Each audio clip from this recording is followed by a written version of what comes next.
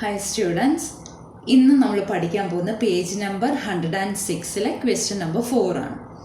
അതായത് ചോദ്യം ഇതാണ്: ഒരു റൈറ്റ് ട്രയാങ്കിൾ തന്നിട്ടുണ്ട്, പച്ച കളർ റൈറ്റ് ട്രയാങ്കിൾ മട്ടത്രികോണം തന്നിട്ടുണ്ട്. അതിലേക്ക് ഒരു സ്ക്വയർ അഥവാ സമചതുരത്തിനെ ചേർത്ത് വെച്ചിരിക്കുകയാണ്. അതെങ്ങനെയാണ് ചേർത്ത് വെച്ചിരിക്കുന്നതെന്ന് വെച്ചാൽ അതിൻ്റെ രണ്ട് കോണുകൾ, സമചതുരത്തിൻ്റെ മട്ടകോണും മട്ടത്രികോണത്തിൻ്റെ മട്ടകോണും, അതായത് 90 ഡിഗ്രി വരുന്ന രണ്ടും കൂടെ ചേർത്ത് വെച്ചിരിക്കുകയാണ്.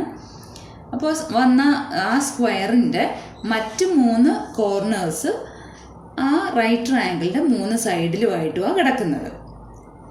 അപ്പോൾ ഇവിടെ ഒന്നാമത്തെ ചോദ്യം എന്ന് പറഞ്ഞാൽ ഈ സ്ക്വയറിൻ്റെ സൈഡ് ലെങ്ത് കാണണം, ഈ സമചതുരത്തിൻ്റെ ഒരു വശത്തിൻ്റെ നീളം കാണണം.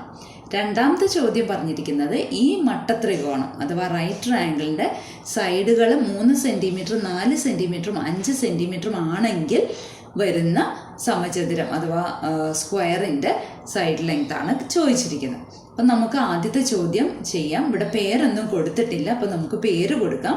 ഇതിന് ഈ വലിയ റൈറ്റ് ട്രയാങ്കിളിനെ ABC എന്നും സ്ക്വയറിനെ BDEF എന്നും പേര് കൊടുത്തു. ഈ സ്ക്വയറിനെ കൊണ്ട് ആ റൈറ്റ് ട്രയാങ്കിളിൻ്റെ മുകളിലേക്ക് വെച്ചപ്പോൾ നമുക്ക് 2 ട്രയാങ്കിൾ കിട്ടി. അതായത് AFEയും മുകളിൽ ഇരിക്കുന്ന AFE എന്ന ട്രയാങ്കിളും താഴെ ഇരിക്കുന്ന EDC എന്ന ട്രയാങ്കിളും. ഈ 2 ട്രയാങ്കിൾ സദൃശ ത്രികോണങ്ങളാണ് അഥവാ സിമിലർ ട്രയാങ്കിൾ ആണ് എന്ന് പ്രൂവ് ചെയ്താൽ നമുക്ക് ഈ പ്രോബ്ലം പെട്ടെന്ന് സോൾവ് ചെയ്യാം. 2 ട്രയാങ്കിൾ സിമിലർ ട്രയാങ്കിൾ ആണ് എന്ന് പ്രൂവ് ചെയ്യാൻ വേണ്ടിയിട്ട് അതിൻ്റെ ആംഗിളുകൾ ഈക്വൽ ആണെന്ന് പ്രൂവ് ചെയ്താൽ മതി, കോണുകൾ തുല്യമാണെന്ന് പ്രൂവ് ചെയ്താൽ മതി. അപ്പോൾ നമുക്കിവിടെ ഓരോ കോണും തുല്യമാണെന്ന് പ്രൂവ് ചെയ്യണം.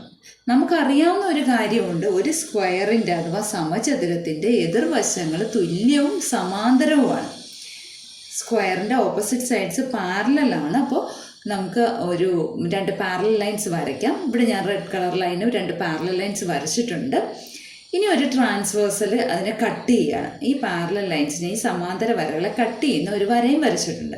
അപ്പോൾ കിട്ടിയ 2 കോണുകളാണ്, അതായത് ആ 2 ത്രികോണത്തിൽ വരുന്ന കോണുകൾ ആണ് നമ്മൾ എടുക്കുന്നത്. ഇതിനെ കറസ്പോണ്ടിങ് ആംഗിൾസ് എന്നാണ് പറയുന്നത്. ഈ 2 ആംഗിൾസ് എപ്പോഴും തുല്യമായിരിക്കും. അപ്പം നമുക്ക് അതിൻ്റെ പേരൊന്ന് എഴുതാം. മുകളിലത്തെ ട്രയാങ്കിളിൽ ആംഗിൾ AEFും താഴത്തെ ട്രയാങ്കിളിൽ ആംഗിൾ ECDയും തുല്യമാണ്. അപ്പോൾ ഇവിടെ മെഷർ ഒന്നും നമുക്ക് തന്നിട്ടില്ല, അപ്പോൾ നമുക്ക് X ഡിഗ്രിന്ന് എടുക്കാം. അപ്പോൾ അതിനെ X ഡിഗ്രിന്ന് നമ്മൾ എഴുതി. ഇനി നമുക്ക് അടുത്ത തുല്യമായിട്ട് വരുന്ന ആംഗിളുകൾ ഏതാണെന്ന് നോക്കാം. നമുക്കറിയാം ഇത് റൈറ്റ് ട്രയാങ്കിൾ ആണ്, പിന്നെ സ്ക്വയർ ആണ് വെച്ചിരിക്കുന്നത്. അപ്പോൾ ഈ 2 ആംഗിളുകൾ 90 ഡിഗ്രി ആയിരിക്കും. അതായത് ആംഗിൾ AFEയും ആംഗിൾ EDCയും 90 ആയിരിക്കും. ഇപ്പോൾ ഒരു ട്രയാങ്കിളിലെ 2 ആംഗിളുകൾ മറ്റേ ട്രയാങ്കിളിലെ 2 ആംഗിളിനോട് തുല്യമാണെങ്കിൽ മൂന്നാമത് വരുന്ന ആംഗിളുകളും തുല്യമായിരിക്കും. അതായത് ആംഗിൾ FAEയും ആംഗിൾ EDCയും തുല്യമായിരിക്കും. അതിന് Y എന്ന് കൊടുക്കുന്നു. ഇനി നമുക്ക് 2 ട്രയാങ്കിൾസിലെ ആംഗിളുകൾ ഈക്വൽ ആണെന്ന് കിട്ടിയപ്പോൾ ഈ 2 ട്രയാങ്കിൾസ് എന്തായി? സിമിലർ ട്രയാങ്കിൾസ് ആയി, അഥവാ സദൃശ ത്രികോണങ്ങളായി. ഇനി 2 ട്രയാങ്കിൾസ് സദൃശ ത്രികോണങ്ങളായാൽ തുല്യമായിട്ട് വരുന്ന കോണുകളുടെ എതിരെ കിടക്കുന്ന വശങ്ങളുടെ അംശബന്ധം എടുത്താൽ അവ തുല്യമായിരിക്കും. ഇപ്പോൾ റേഷ്യോസ് ആണ് നമ്മൾ എടുക്കുന്നത്, അതായത് ഓരോ ആംഗിളിൻ്റെയും ഓപ്പോസിറ്റ് കിടക്കുന്ന സൈഡുകളുടെ റേഷ്യോ എടുക്കും. ഇപ്പോൾ മുകളിലത്തെ ട്രയാങ്കിളിലെ X എന്ന ഡിഗ്രിയുടെ ഓപ്പോസിറ്റ് കിടക്കുന്ന സൈഡാണ് AF. താഴത്തെ ട്രയാങ്കിളിൽ Xന് ഓപ്പോസിറ്റ് കിടക്കുന്ന സൈഡാണ് DE. അത് തമ്മിലുള്ള റേഷ്യോ ആണ് നമ്മൾ എടുക്കുന്ന AF/ED. ഇനി Y എന്ന ആംഗിളിൻ്റെ ഓപ്പോസിറ്റ് കിടക്കുന്ന നമുക്കെടുക്കാം.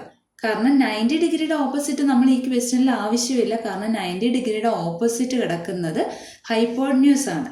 നമുക്ക് ഇവിടെ ചോദിച്ചിരിക്കുന്നത് സ്ക്വയറിൻ്റെ സൈഡിൻ്റെ ലെങ്ത്താണ്. അപ്പോൾ നമുക്ക് ഇത് രണ്ടും മതി, ഈ Xൻ്റെയും Yയുടെയും ഓപ്പോസിറ്റ് കിടക്കുന്ന സൈഡുകളുടെ റേഷ്യോ മതി. അപ്പോൾ Yയുടെ ഓപ്പോസിറ്റ് കിടക്കുന്ന സൈഡ് മുകളിലത്തെ ട്രയാങ്കിളിൽ FEയും താഴത്തെ ട്രയാങ്കിളിൽ DCയുമാണ്. അപ്പോൾ FE/DC എന്ന് എഴുതാമല്ലോ. ഇനി നമുക്ക് ഈ സ്ക്വയറിൻ്റെ ഒരു വശത്തിൻ്റെ നീളം A എന്നെടുക്കാം. അപ്പോൾ സ്ക്വയറിൻ്റെ എല്ലാ വശങ്ങളും തുല്യവുമാണ്. അപ്പോൾ നമുക്ക് EDക്ക് പകരവും FEക്ക് പകരവും A എന്ന് കൊടുക്കാമല്ലോ. പിന്നെ നമുക്ക് തന്നിരിക്കുന്ന എന്താ, AF 2 സെൻറ്റിമീറ്റർ ആണ്. അപ്പോൾ ആദ്യത്തെ റേഷ്യോ നമുക്ക് 2/a എന്ന് എഴുതാമല്ലോ. ഇനി രണ്ടാമത്തെ റേഷ്യോയെ നമുക്ക് a/1 എന്നും എഴുതാം. കാരണം FE എന്ന് പറയുന്ന സ്ക്വയറിൻ്റെ ഒരു സൈഡാണ്, അത് a ആണ്. DC തന്നിട്ടുണ്ട്, ക്വസ്റ്റ്യനകത്ത് 1 സെൻറ്റിമീറ്ററാണ് തന്നിട്ടുണ്ട്. ഇനി നമുക്ക് ക്രോസ് മൾട്ടിപ്ലൈ ചെയ്യുമ്പം a² 2 കിട്ടും, അല്ലെങ്കിൽ a = √2 കിട്ടും. a എന്ന് പറയുന്നതാണല്ലോ ഈ സ്ക്വയറിൻ്റെ സൈഡ് ലെങ്ത്, അതായത് സ്ക്വയറിൻ്റെ സൈഡ് ലെങ്ത് √2 സെൻറ്റിമീറ്റർ എന്ന് നമുക്ക് എഴുതാം. ഇനി നമുക്ക് രണ്ടാമത്തെ പാർട്ടിലേക്ക് പോകാം. അതായത് ചോദ്യം ഇതാണ്, 3 സെൻറ്റിമീറ്റർ 4 സെൻറ്റിമീറ്ററും 5 സെൻറ്റിമീറ്ററും ആയിട്ടുള്ള ഒരു റൈറ്റ് ട്രയാങ്കിൾ വരച്ചാൽ അതിൽ വരുന്ന സ്ക്വയറിൻ്റെ സൈഡ് ലെങ്ത് എത്രയാണെന്നാണ് ചോദിച്ചിരിക്കുന്നത്. ഇവിടെ നമുക്ക് 3 സെൻറ്റിമീറ്ററിന് ബേസ് അഥവാ പാദമാക്കി എടുക്കാം.